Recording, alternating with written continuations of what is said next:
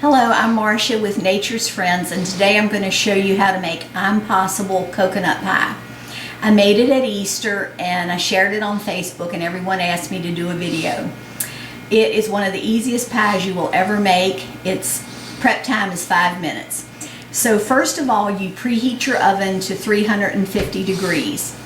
And then you're going to have to melt a half a stick of butter. But your ingredients are 4 eggs, which we're going to beat. So we're going to put these in here, saving eggshells for the garden compost.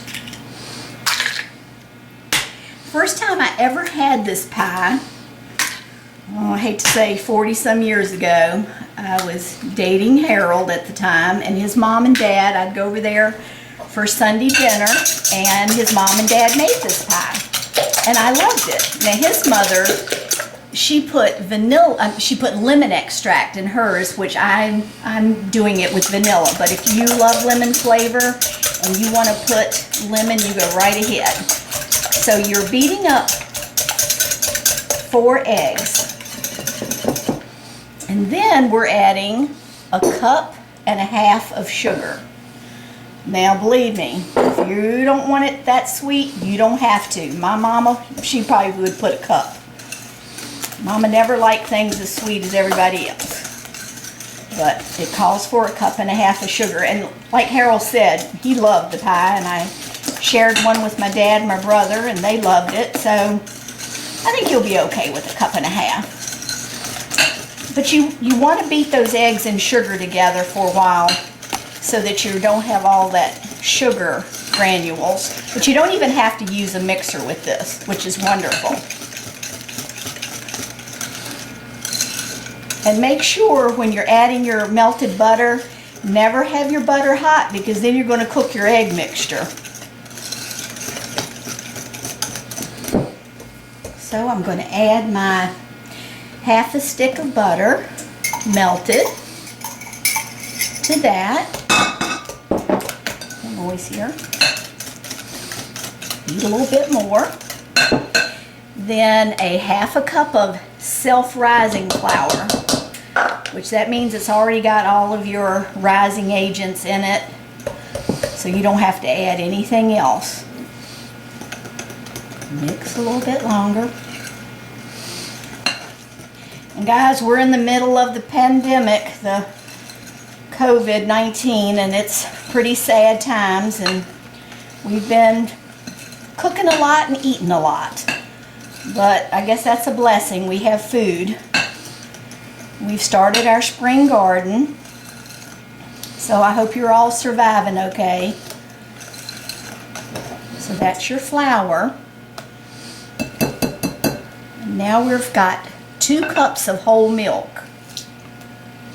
And that's going to go in there. Now the other day I made 2 thin pies. So today I'm going to try to see if I can make 1 thick pie.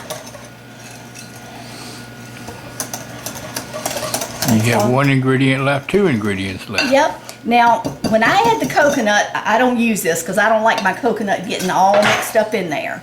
So this is 1 cup of coconut.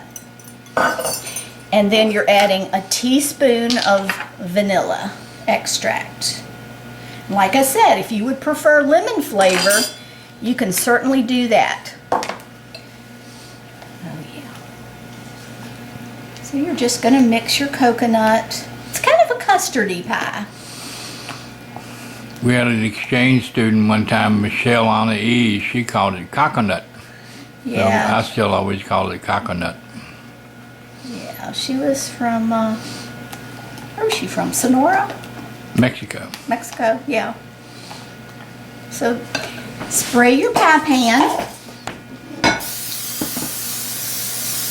said, I hope it holds it. I think it will. And that's all it is to it. Pretty simple, huh?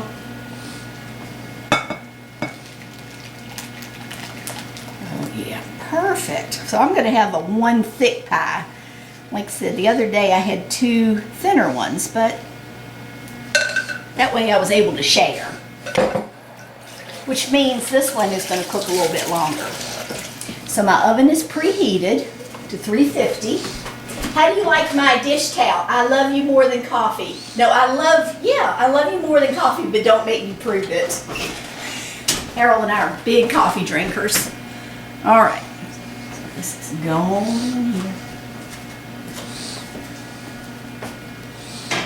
Now, Harold, you know when we baked our pecan pies, we always put them on the bottom. You think we're okay? All right, so we're going to set the timer for 40 minutes. Calls for 40 to 45, so we're going to check it after 40 minutes. And we'll be right back and show you what it looks like.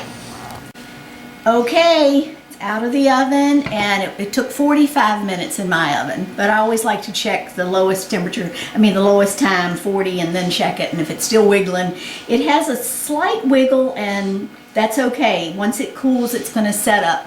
This is a pie that you are going to need to keep in the refrigerator, and probably a couple of hours before you should cut it.